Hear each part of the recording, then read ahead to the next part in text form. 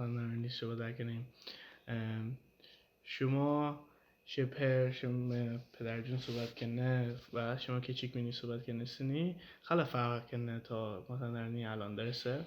آره، به خاطر اینکه متاسفانه برای اینکه جدیدی ها دوستان بهشون بچون فارسی صحبت کنن و مادر بزرگا پدر بزرگا مادر پدرها مجبورنه که بچون حالی واوه بهشون فارسی یاد بهتون فارسی صحبت کنن و در واقع لهجه از دست هدانه لهجه مازندرانی متاسفانه از دست هدانه و این تو باعث به که زبان فارسی مازندرانی توی مازندران در کم رنگ و کم رنگ تر بونه و این تو خیلی جای تاسف داره. درسته.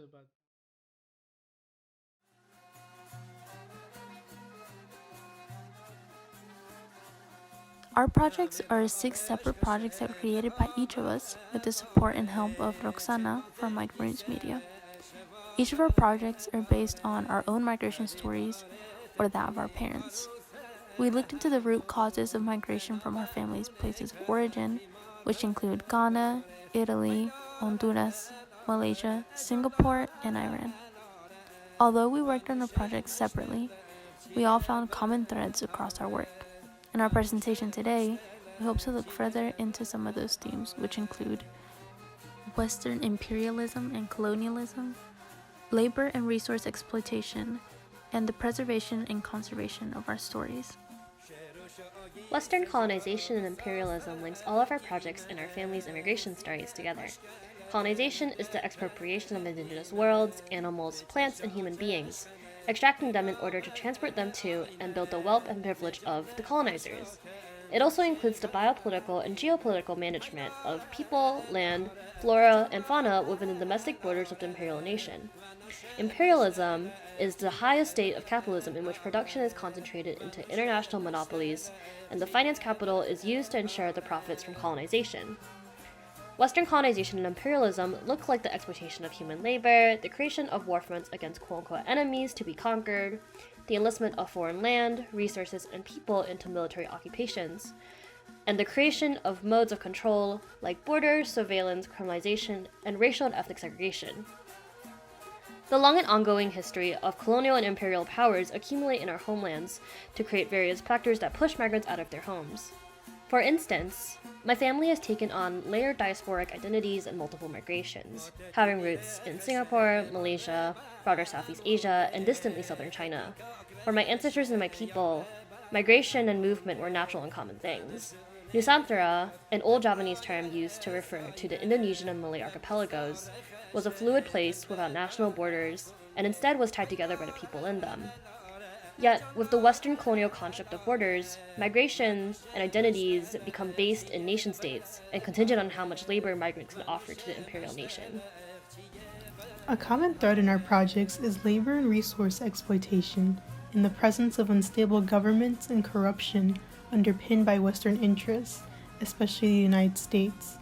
Under the guise of protecting democracy and the continuous interest in cheap labor and resources, Western interests and multinational corporations undermine the governmental authorities in these countries that can stop them and leave the countries vulnerable to exploitation, social stratification, and inequalities in education, wealth, and resources. Through violence, aiding sides in power struggles, and using financial aid to sway officials, Western political interests, overconsumption, and capitalism are upheld. My family is from Honduras, which has had a long history of being under the control of U.S. companies like Chiquita and Dole, which accumulated from plantations, and companies owned by businessmen from the U.S. since the late 1800s. These companies have held a majority of the country's wealth, and through land accumulation and exportation rates, have made Honduras into the Banana Republic.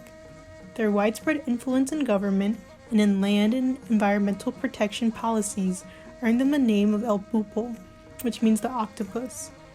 My mother's family lost their land to Dole, then known as Standard Fruit Company, in 1978, with no warning and little compensation.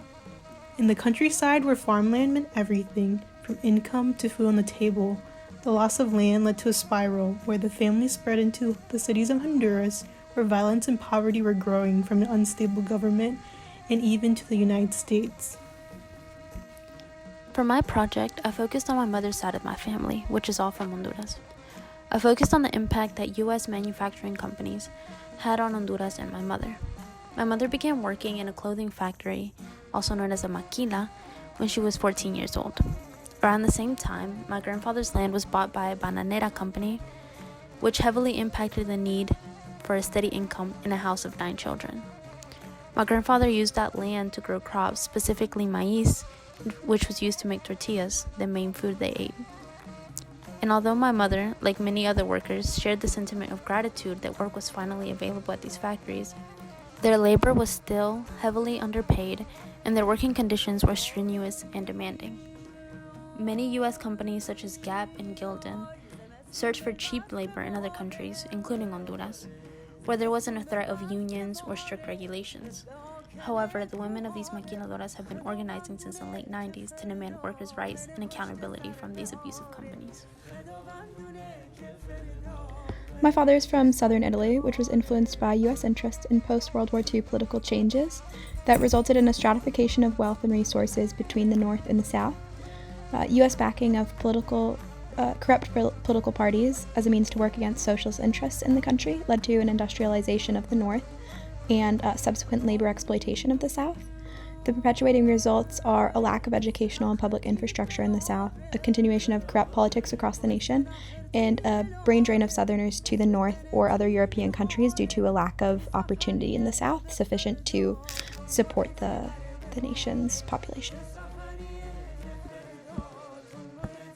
There are endless false perceptions about immigrants, especially in Western imperial capitalist nations like the United States.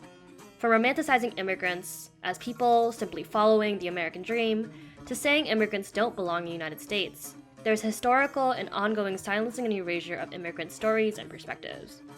Our history is so often told through a colonial lens that disregards the lives and narratives of people who lived in our homelands before the arrival of European colonizers, during the oppressions and genocides of colonization, and after the colonizers finally exited, often due to revolutionary people seeking liberation.